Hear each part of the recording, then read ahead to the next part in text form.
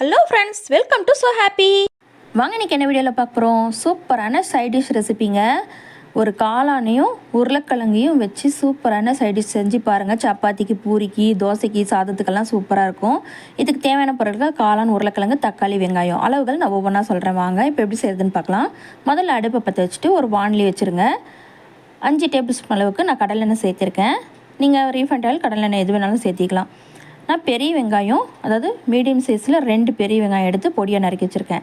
அதையும் சேர்த்துட்டு எண்ணெய் சூடேறினதும் அதை சேர்த்துட்டு 1/2 டீஸ்பூன் போல் உப்பு சேர்த்திக்கோங்க. தூள் உப்பு சேர்த்துட்டு நல்லா வதக்கி விடுங்க. குயிக்காக நம்மளுக்கு வெங்காயம் வதங்கி வந்துடும். பாருங்கள், இந்த அளவு கண்ணாடி பதம் இருந்தால் போதும். இப்போ இஞ்சி பூண்டு பேஸ்ட் 1 டீஸ்பூன் அளவுக்கு சேர்த்திக்கோங்க. இஞ்சி பூண்டு சேர்த்துட்டு நல்லா வதக்கி விடுங்க. பச்சை வாசம் போகிற அளவுக்கு ஒரு 10-20 செகண்ட் போல் நல்லா வதக்கி விட்டுட்டு தக்காளி, அதாவது மீடியம் சைஸில் 2 தக்காளி அதையும் பொடியாக நறுக்கி வச்சுருந்தேன். அதையும் சேர்த்துட்டு நல்லா கலந்து விட்டு இப்போ மசாலா சேர்த்திக்கலாம். 1/4 டீஸ்பூன் அளவுக்கு மஞ்சத்தூள், 1 டீஸ்பூன் அளவுக்கு கரம் மசாலா, 1/4 டீஸ்பூன் அளவுக்கு தனி மிளகாத்தூள் சேர்த்திருக்கேங்க. உப்பு நம்ம ஏற்கனவே சேர்த்திருக்கோம், அதனால் பார்த்துட்டு நீங்கள் சேர்த்திக்கோங்க. நான் பெப்பர் சேர்த்திருக்கேன். காரத்துக்கு கொஞ்சம் பெப்பரும் 1 டீஸ்பூன் அளவுக்கு நான் சேர்த்திக்கிட்டேங்க. இப்போ நல்லா மசாலா நல்லா வதக்கி விடுங்க.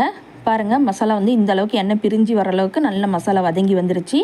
இப்போ நான் பொடியாக நறுக்கி வச்சுருக்கேன் உருளைக்கிழங்கு, அதாவது பெரிய சைஸாக உருளைக்கிழங்கு ஒன்று எடுத்து பொடியாக நறுக்கி வச்சுருந்தேன். ஒன்று போதுமான அளவாக இருக்கும். நல்லா பொடியாக நறுக்கிட்டு இதையும் சேர்த்துட்டு நல்லா கலந்து விடுங்க. இப்போ கலந்து விட்டுட்டு இப்போ காளான் கட் பண்ணி வச்சுருக்கேன். அதாவது ஒரு பேக்கெட் 200 கிராம் காளான், அதையும் பொடியாக க்ளீன் பண்ணி எடுத்துகிட்டு கழுவிட்டு அதையும் சேர்த்துக்கிட்டேன். நல்லா கலந்து விடுங்க. இப்போ இதில் மசாலா போதுமான அளவு இருக்கும். தட்டு போட்டு மூடி வச்சுருங்க. அடுப்பு சிம்மில் இருக்கணுங்க. ஒரு 2 நிமிஷத்துக்கு ஒரு தடவை கிளறி விட்டு வேக விடுங்க. 5 நிமிஷத்தில் நம்மளுக்கு வெந்து வந்துடும். இப்போ பாருங்கள், நான் மூடி ஓப்பன் பண்ணி காட்டுறேன். நல்லா சூப்பராக நம்மளுக்கு வெந்து வந்துருச்சுங்க. அருமையான நம்மளுடைய சைட் டிஷ் ரெசிபி ரெடி ஆகிடுச்சு. பார்த்தீங்களாவே தெரியும், அடி பிடிக்கலை. ஏன்னா இடையில ஒரு 2 தடவை கிளறி விட்டுட்டு மூடி வைக்கணும். இப்போ பாருங்கள், உருளைக்கிழங்கு நல்லா வெந்துருச்சு.